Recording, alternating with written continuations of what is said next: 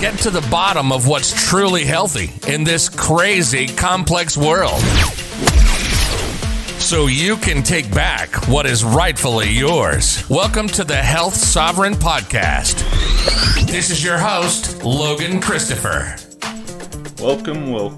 Got another solo episode for you today where we're talking about health conscious. What does that phrase mean? Why do some people seem to have it and others don't?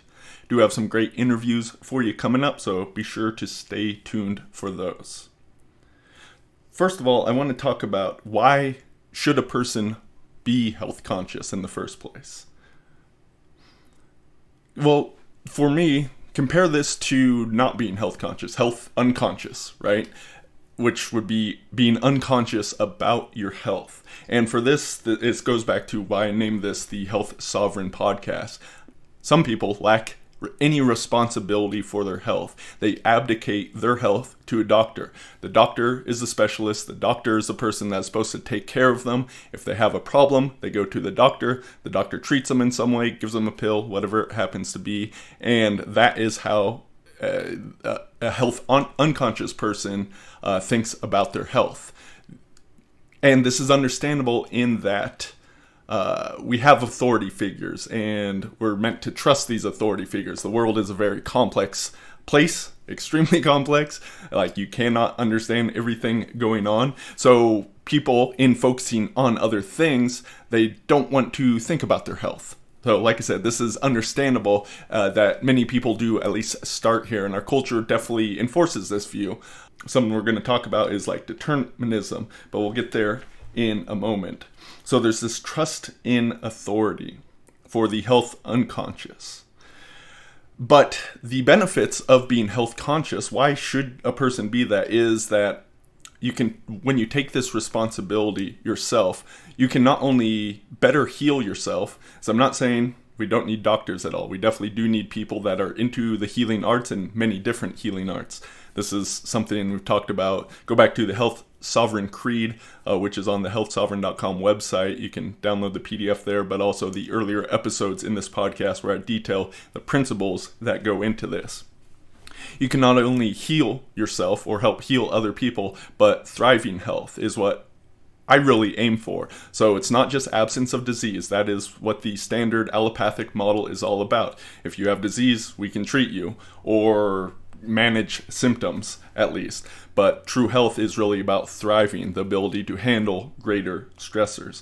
So if you're health conscious, I feel it's not only helping with that disease part, which is where many people start, but getting to this higher level of thriving. And that's what we're going to go for. So I had an interesting coaching call the other day with a client where we weren't focused on the person's health issues themselves, but someone they knew who was going through early stages of Alzheimer's, and what could be done for this. It was really interesting because, I can lay out all the different things that I would personally do if I was having that myself or someone close to me, what I would recommend for them. But we had to look at it from the frame of, what is this person willing to do? If they're not very health conscious, they've just done the standard American diet, in this case Canadian, but that's one of our chief exports, the American diet, out to the rest of the world. So if a person's following that, they're not thinking about their health at all, they're focused on other things, what are they actually willing to do when they start having these symptoms in their life? This goes to what I like to call the health journey, right? So we're all human beings. We come on this earth, and at some point we have some sort of healing crisis. It's going to happen. I mean, we're all going to die in the end, unless you believe the technocrats' dream of uploading our consciousness, where we'll have immortality. But that's another topic for another time. So we all have some sort of health journey. Most people do not think about their health. Once again, this is culturally enforced until something really bad with health occurs. And this happens, there's some point of rock bottom. It's either for the person themselves, such as getting diagnosed with cancer or some undiagnosable disease that is happening more and more as the chronic illness and autoimmunity, all the troubling things with that, Lyme's disease, these sort of things going on. A person either has that happen to themselves, or oftentimes it's someone really close to them, such as a family member. And this is if it is rock bottom, this can often be the point where a person loses hope, right? Where they buy in more into the system, even if it fails them, or they kind of go the other way. So me personally, and this is something I wrote in my book, Powered by Nature. So I was really focusing on the performance aspect. And I understand that I'm quite rare in that regard, that I was really focusing on my health in order to perform better in the world. Really focused in the gym, the strongman stuff I was doing in the beginning, but also having energy and mental clarity for business. But I'm not a normal person in that way. So I started with my health there, but even so, I had that rock bottom point. And that was when my mother passed away from breast cancer. My perception on this is interesting because she had breast cancer before. She did the standard Western treatment, and that was successful then. She went into remission. She was a breast cancer survivor, according to the statistics, which is how they rate it. This was back then. I don't know if it's still the same, but she survived for 5 more years. So she was a breast cancer survivor, even though the breast cancer came back, spread to all of her body, and eventually killed her. So that's some of the way we can have fun with statistics, right? Call her a breast cancer survivor even though it killed her. So it was this point that really launched me further down this path. So even though I was focused on performance, that sucked. Quite honestly, it's not fun to do. So that was a pivot point for me where I began going much deeper into the alternative health path and understanding that there's a lot of other options out there. So that was my personal journey, and almost everyone, like just had Josh Mason on the podcast the other week, his amazing health journey, right? So he was involved in health a little bit, once again, high performing type of guy, but has this massive turnaround in his life where he's getting to the point where he's just about to commit suicide and just trying left after right, all these different things. Go back and listen to that podcast. It was an amazing one if you have not. And he was able to turn it around. There's that rock bottom time. And from there, kind of grows this health conscious and expands from there. And when I say health conscious or health unconscious, right, this seems like a black and white category, but once again, it's more helpful to look at it as on a spectrum, right? So you can become more and more health conscious. And so what do I mean by that? Consciousness is first and foremost our awareness. So do you have the awareness? Do people around you have the awareness to recognize that health is something they can do something about? What are the beliefs surrounding health and what can be done? And beliefs, well, we often think of these as these one-off things, but really it's a system of beliefs that go together, and this could build up into something we might call a paradigm. So right now in the pandemic world, we have conflicting paradigms. And once again, there's shades of gray in all these, but let's say there's the paradigm of the Western medicine. You got to wash your hands, you got to mask up, you got to avoid people. That's the only thing we can do about this disease.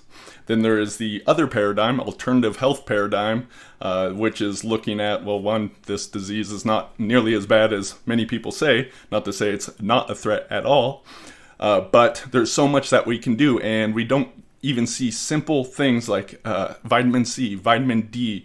These things are not getting airtime in our media. Simple things such as that. Take care of your immune system. That's because the Western medical paradigm, how it is constructed, actually does not want people to take care of themselves. I'm not saying individual doctors would actually say this to patients, but this is how this system is built up because of how it encourages profits to be made.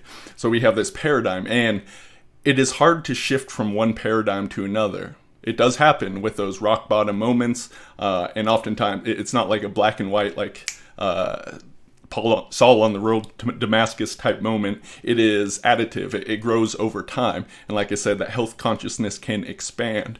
So when I started, I was really only thinking about physical health, nutrition, movement, that sort of thing. And then I got more into the psychological aspects, the mental and emotional. And in the last few years, much more so on the spiritual side, looking at spiritual health and how that can play a role in this.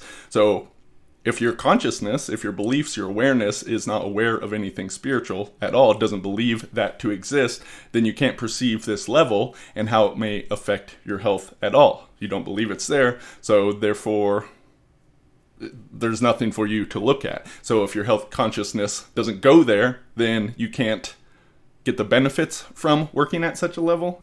Another thing I would say with consciousness is having the awareness is important, but then what is your locus of control? What is within your control that you can do? So there's much that is outside of our control, right? There is toxicity all across the world, environmental pollutants, heavy metal contamination, pesticides, all kinds of different stuff, plastics with BPA, BPF, all that stuff. Once your consciousness sees something, is aware of something, you can then control that. You can make decisions, make actions based on that. So when I learned that the thermal receipts that come, just standard receipts at the grocery store, wherever, that this stuff is lined with BPA and it can easily absorb through your skin. Awareness of that my health consciousness expanded with this awareness, and I could easily then make choices. Oh, I'm going to handle that paper as little as possible or not at all, is the best thing I could possibly do. So my locus of control expands in that way. And this goes back to my primary principle about health. Do more good, do less bad. Understand that it is a health journey. It is a long-term play. And there are times when you need to take massive action, but you got to start with where you're at. Understand that health consciousness is an expanding thing, right? So with that expansion, you're going to be able to do more and more, but you really got to build that into your life with small steps here and there. And don't get crazy about it. You can overstress yourself thinking about all this stuff too, which itself can be a bad thing. So you want to do more good, do less bad.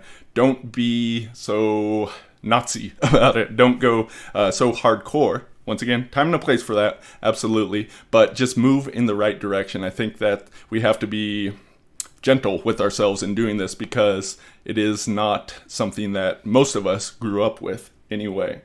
Most of us grew up health unconscious, unless you had parents that really focused on this stuff. And that's hard to do because of the amount of information in the world and how things are purposefully done in ways that do not help support health sovereignty. It's a very tough thing to do. So this phrase came to me, the deterministic hangover. What do I mean by that? Determinism is that, you don't have choice, you can't do much, and really the prime example of this is genetic determinism. So this theory came up coming out of genetics, and obviously there's some important stuff there, but that everything was controlled by genes. And this played into this medical model. Oh, it's the genes, it's not you can't do anything about this. Your genes determine what is going to happen. Your genes determine your health. Once again, genes absolutely do play a role. Your DNA is important, and you should do things to protect your DNA. But we now know with epigenetics, and we've known this since, I believe, the 70s, that genes can be turned on and off based on environmental factors, your psychology, nutrition, all these different things. So with genetic determinism, it was this idea that, it's all about the genes, nothing else is happening. They're still looking at this. They're still going for, we're going to figure out how to rewrite all your genes so no one has any health problems. This is continually promised. It's that promissory materialism. Just down the road, 10 years from now, we got this covered. 10 years from now, we got this covered. Even though the Human Genome Project had basically didn't help out that much. It was promised to deliver us from disease. It definitely did not achieve that. And so from this idea and surrounding ideas, doctors were telling people, this has nothing to do about diet. This has nothing to do with your lifestyle. You are not in control of this. I am in control. I'm the authority figure. So do what I say is basically the idea. Once again, wasn't always elucidated quite like this. So what I mean by deterministic hangover is few people would really say, yes, these are my beliefs right now, that genes are everything, or that a doctor says, diet has nothing to do with cancer or whatever. Few people would say these things. However, having been in that thing where that was the dominant paradigm, that was the scientific paradigm for quite some time, there are still little bits of this that for lack of a better word, infect people that are still a part of their thinking without them having the clarity about it. So it's built into the paradigm, the model of the world for many people. There's still bits of it, even though that most people would not say it as such. And that's why I'm calling it a hangover. Had those beliefs before, they're still affecting us today. But this fit into people if you are of a victim mindset. And not even, that's kind of a strong word. Some people certainly are, oh, woe is me, I have all these health problems, nothing can be done.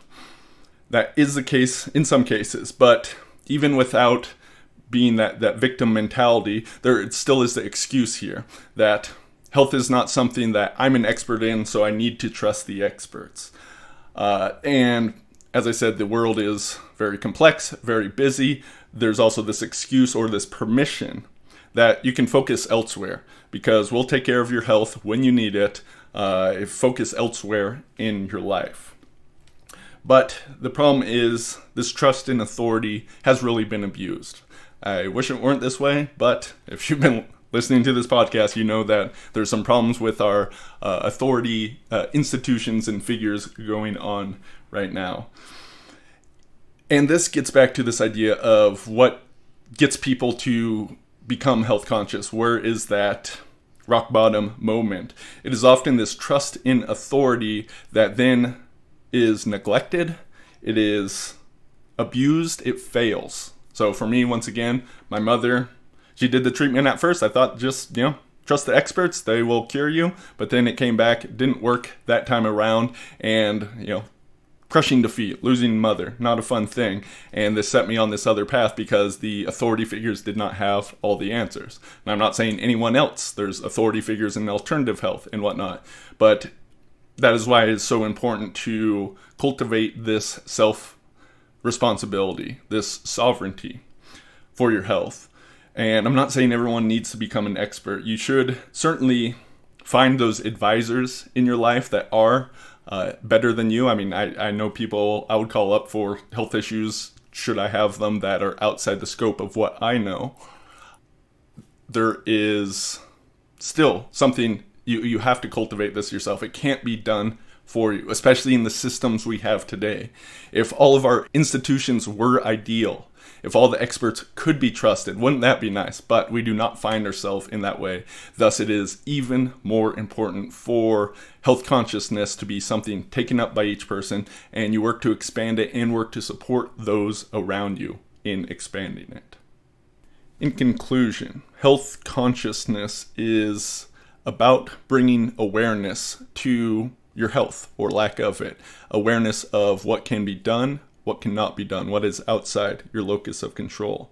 And the consciousness is largely about awareness, but then if we extend this to sovereignty, the ability to decide and take action on such awareness and be able to expand this in greater ways.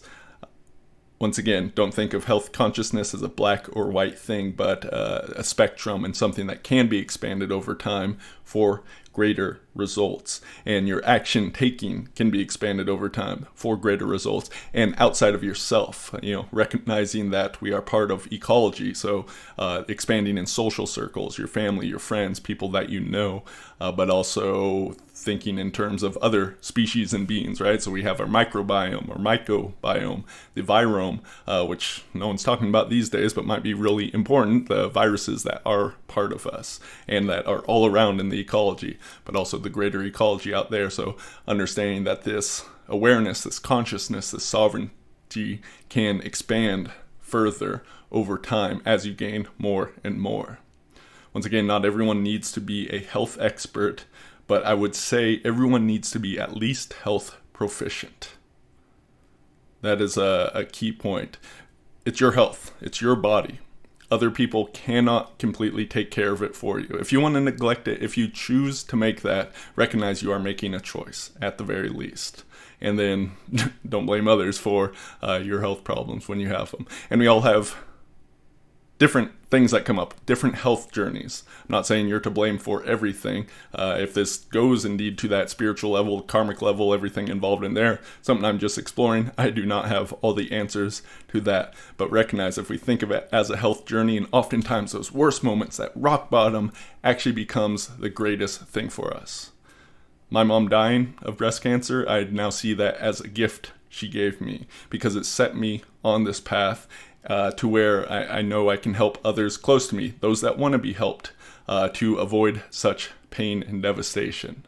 Once again, not perfect. I'm still working on my beliefs and my paradigms and everything, and being open to a lot more possibilities, but it is possible. So this is health consciousness, and let me just say, listening to podcasts, this one or other ones like this, certainly can help expand that further. So I hope you've enjoyed this episode. If you like it, got questions, comments, head on over to healthsovereign.com. You can leave comments there. That's a great place to talk about this stuff. Thank you for listening, and we'll be back next week.